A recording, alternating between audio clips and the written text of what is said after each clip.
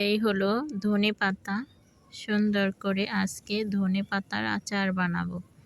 তার জন্য নিয়েছি রসুন কুচি, পেঁয়াজ কুচি, দোনোটাকেই বেস্তা করে নিয়েছি। শুকনো মরিচ ব্লেন্ড করেছি, ধনেপাতা সুন্দর করে সিদ্ধ করে তেলে ভেজে ব্লেন্ড করে নিয়েছি।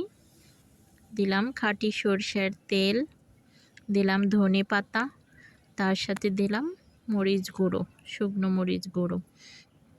এখন এটাকে ভালো করে আচারের মতো করে তেলে কষিয়ে নেব। তারপর দিয়ে দিচ্ছি রসুন কুচি আর বেস্তা। এটা দিয়ে আরও কিছুক্ষণ নেড়ে চেড়ে রেখে দিব, তারপরে নামিয়ে নেব। আর আচারে যে ভিনেগারটা দেয় সেই ভিনেগারের পরিবর্তে আমি এখানে 2 টুকরো লেবুর রস দিয়ে দিলাম। এই যে লেবুর রসটা দেওয়ানে আচারটা ভালো থাকবে, 2-3 সপ্তাহও একদম কিচ্ছু হবে না। আমাদের বাসায় এটা করলে অতি তাড়াতাড়ি খাওয়া হয়ে যায়।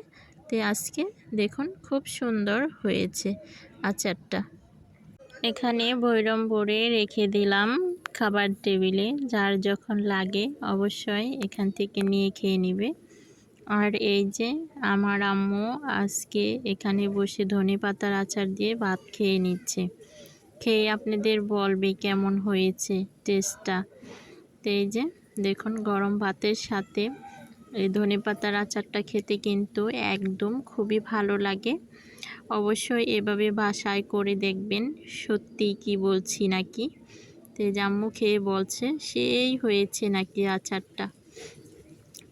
এই আজকে ধনেপাতার আচার এই পর্যন্তই শেষ। আপনারা অনেক অনেক ভালো থাকুন।